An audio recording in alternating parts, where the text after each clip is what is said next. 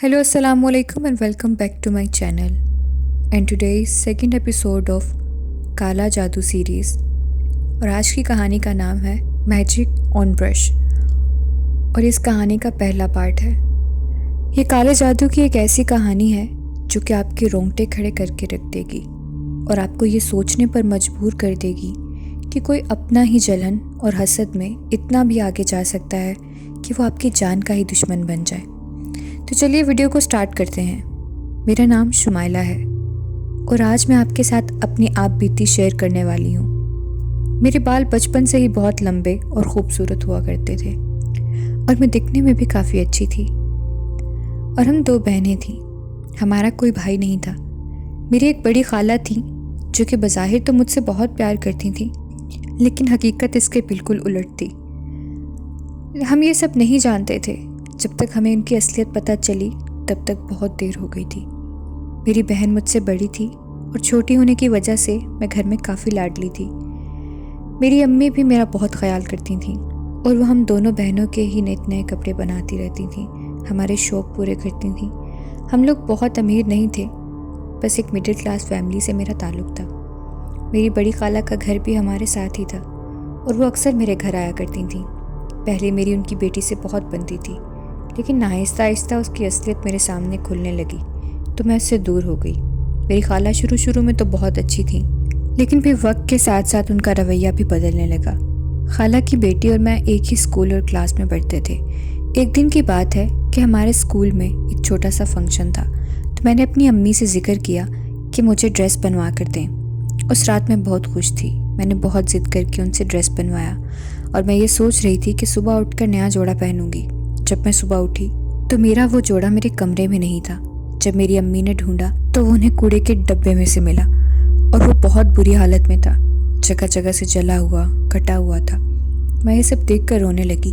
मेरी अम्मी को भी समझ में नहीं आ रहा था कि ये सब क्या हो रहा है, कि ये सिर्फ एक हादसा है या किसी की साजिश, पर ऐसे कौन कर सकता था। खैर उस दिन मैं स्कूल नहीं गई और सारा दिन मैं रोती रही। मेरी अम्मी बहुत दुखी हुई मुझे रोता देखकर। फिर कुछ दिन ऐसे ही गुजर गए। अब एक दिन मैं सो रही थी कि मुझे ख्वाब आया कि एक लड़की है जिसने अपने मुंह को काले कपड़े से ढांप रखा है। वो मेरी तरफ बढ़ रही है और कह रही है कि तुम जिस अपनी खूबसूरती पर नाज करती हो वो नहीं रहने दूंगी, तुम्हें जान से मार दूंगी, कि जो तुम्हारे इतने लंबे बाल हैं इन्हें काट दूंगी। एक दिन तुम्हारे ये बाल नहीं रहेंगे, इन्हीं बालों पर जिन पर तुम्हें इतना नाज है। एक दिन इन्हीं की वजह से तुम अपनी ज़िंदगी से ही तंग आ जाओगी। फिर वो लड़की ताली बजाती है और एक औरत आ जाती है उसके पीछे, और उस औरत ने भी अपना मुंह काले कपड़े से ढक रखा था और वो औरत उसको कैंची देती है। वो जैसे ही मेरी तरफ बढ़ती है तो मैं ज़ोर से अपनी अम्मी को आवाज़ देती हूँ और उठकर बैठ जाती हूँ। मेरा ख्वाब टूट जाता है। मैं अपनी बड़ी बहन के साथ सोती थी। मैंने उसको और अम्मी को सारा ख्वाब बताया तो उन्होंने कहा कि ख्वाब ही तो है, अक्सर हो जाता है, परेशान ना हो, कुछ नहीं होता। खैर उसके बाद मुझे ऐसा वैसा कोई ख्वाब नहीं आया। इसी सब में मेरा स्कूल भी ख़त्म हो जाता है और मेरा शहर के सबसे अच्छे कॉलेज में मेरे अब्बू दाखिला करवाते हैं, क्योंकि मैं स्कूल में टॉप करती हूँ तो मेरा स्कॉलरशिप लग जाता है। फिर मेरी खाला घर आकर मुबारक देकर कहती हैं कि मेरी बेटी का भी इसी कॉलेज में दाखिला करवाना है। तो मेरी अम्मी ने कहा कि शुमाइला को तो स्कॉलरशिप लगा है। तो खाला ने कहा, बहन ताने तो मत दो, तुम्हारी बेटी का स्कॉलरशिप लगा है तो मेरी बेटी का बाप सिर पर नहीं है, अगर होता तो तुमसे मांगने ना आती। तो मेरी अम्मी ने कहा कि मैंने ताने नहीं मारे, मैं बता रही हूँ कि बच्ची अपनी मेहनत की वजह से एक अच्छे कॉलेज में पढ़ रही है, वरना हम कहाँ इतना ख़र्चा उठा सकते थे। खाला कहने लगी कि बस करो, मैं इतने मान से आई थी और तुमने मेरी मदद नहीं की। अब मेरा तुमसे कोई वास्ता नहीं, ना हम तुम्हारे घर आएंगे ना ही तुम हमारे घर आना। इतने में मैं बाहर से आई, देखा कि खाला आई हुई हैं।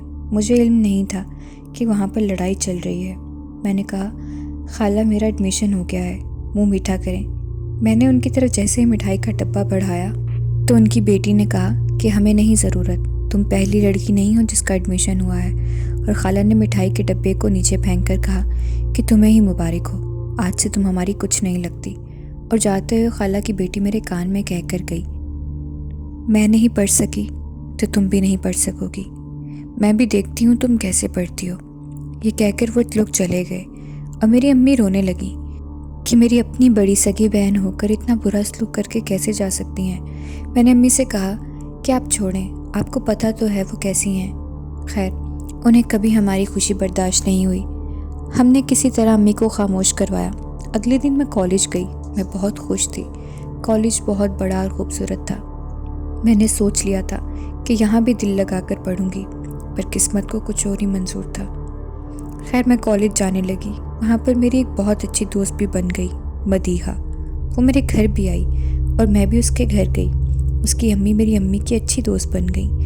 ایک دن عصر کا وقت تھا اور میں نے نماز پڑھی، پھر کالج کا کچھ کام کیا اور وہی پڑھتے پڑھتے سو گئی۔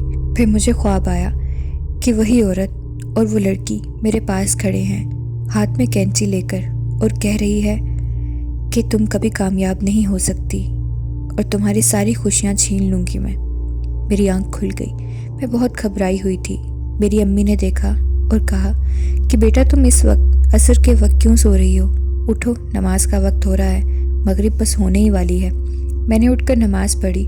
میں ڈر تو بہت گئی تھی کہ اچانک پھر سے اتنے وقت کے بعد وہی خواب کیوں آ رہا ہے مجھے، لیکن اس بار نہ میں نے اپنی امی کو بتایا نہ بہن کو، کیونکہ وہ بہت خوش تھیں میرے کالج کے ایڈمیشن پر۔ تو میں نے بھی بہت زیادہ غور نہیں کیا اور خواب کو اگنور کیا۔ اگلے دن میں اسکول گئی تو میری دوست نے کہا کہ شمائلہ یار، تمہارے بال کتنے پیارے ہیں، تم کیا لگاتی ہو اپنے بالوں پر؟ تو میری کزن کی دوست بھی میرے ساتھ پڑھتی تھی، وہ بیٹھ کر یہ سب سن رہی تھی۔ تو میں نے کہا کہ یار میرے نیچرلی ہی ایسے ہیں۔ پھر ایک دن میری دوست نے مجھے کہا کہ مجھے اور میری امی کو تم بہت اچھی لگتی ہو، ہمارا ایک دوسرے کے گھر آنا جانا بھی ہے، میری بیسٹ فرینڈ ہو تم، میں تمہیں اپنی بھابھی بنانا چاہتی ہوں۔ وہ لڑکی سدرا یہ سب سن رہی تھی، جو میری کزن کی دوست تھی۔ میں نے مدیحہ کو کہا کہ یار چپ رہو، اور کہا کہ تم ایسی باتیں مت کرو، وہ سب سن رہی ہے اور میرے گھر بتا دے گی تو بہت مسئلہ بنے گا۔ تو وہ چپ کر گئی۔ ایسے ہی کچھ دن گزر گئے۔ ایک دن میں نہا کر اپنے بالوں میں کنگھی پھیر رہی تھی کہ میں نے غور کیا کہ میرے بال آگے سے کافی کم لگ رہے تھے۔ پھر میں نے کنگھی دیکھی تو وہ بالکل بالوں سے بھر کر کالی ہو گئی تھی۔ میں پریشان ہو کر امی کو بتایا تو وہ کہنے لگی کہ بیٹا کوئی بات نہیں، تم آج کل زیادہ پڑھ رہی ہو، اس وجہ سے تمہارے بال گر رہے ہیں۔ میں اپنے بالوں کی وجہ سے بہت پریشان رہنے لگی۔ میری امی نے جب دیکھا تو وہ اگلے دن مجھے خوش کرنے کے لیے ایک ہیئر برش لے کر آئیں، جو کہ بہت ہی خوبصورت تھا۔ اسے دیکھ کر میرا دل خوش ہو گیا۔ میں نے اپنی امی سے کہا کہ بہت شکریہ امی، یہ بہت پیارا ہے، میں اسی برش سے اپنے بال بناؤں گی۔ اگلے دن جب میں اسکول گئی اور بریک میں پانی پینے کے لیے جب میں پانی والی ٹینکی کے پاس گئی تو میری خوف کے مارے چیخ نکل گئی۔ میں نے وہی خواب والی عورت اور لڑکی حقیقت میں اس ٹینکی کے پاس کھڑے دیکھی۔ میں نے اسکول ٹیچرز کو بتایا تو انہوں نے کہا کہ یہاں ایسا کوئی بھی نہیں ہے بیٹا، ایسا کرو آپ گھر جاؤ اور جا کر ریسٹ کرو، آپ ٹھیک ہو جاؤ گی۔ اس کے بعد جب میں اگلے دن اسکول گئی تو نہ جانے مجھے ایک دم کیا ہوا، میرے ہاتھ پاؤں مڑ گئے اور میں بے ہوش ہو گئی۔ سب بچے ڈر گئے۔ کالج سے گھر فون گیا تو وہ مجھے لینے آ گئے اور میڈم نے ابو سے کہا کہ آپ اپنی بیٹی کا علاج کروائیں، جب تک یہ پوری طرح ٹھیک نہ ہو جائے اسے کالج مت بھیجیے گا۔ اس نے سب بچوں کو ڈرا کر رکھ دیا ہے، کبھی اس کو کچھ نظر آتا ہے، کبھی بے ہوش ہو جاتی ہے۔ میری امی میری یہ حالت دیکھ کر رونے لگی۔ حالت میری دن بدن خراب ہونے لگی۔ کالج سے غیر حاضر ہونے کی وجہ سے انہوں نے کالج سے مجھے نکال دیا، اور میری دوست کو جب پتہ چلا کہ میں اسکول نہیں آ رہی، وہ اپنی امی کے ساتھ میرا حال پوچھنے کے لیے میرے گھر آئی۔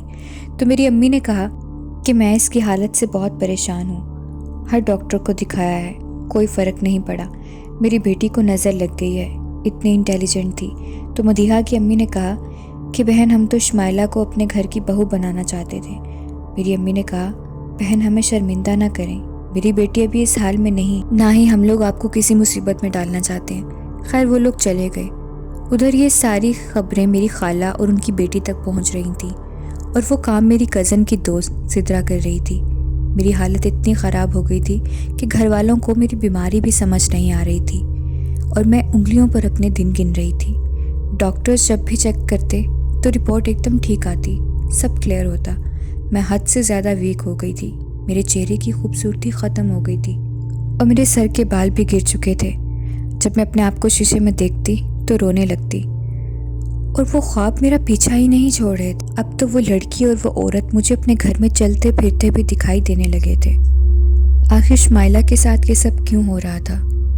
اسے یہ خواب اور وہ چیزیں کیوں پریشان کر رہی تھیں؟ یہ جاننے کے لیے انتظار کیجیے اس کہانی کے سیکنڈ پارٹ کا۔ ملتے ہیں اگلی ویڈیو میں، تب تک آپ میرے چینل کو سبسکرائب کر لیجیے اور بیل آئیکن کو بھی پریس کر دیں تاکہ میری ویڈیو کے نوٹیفیکیشنز آپ کو ٹائم پر ملتے رہیں۔ اپنا رکھیں خیال۔ اللہ حافظ۔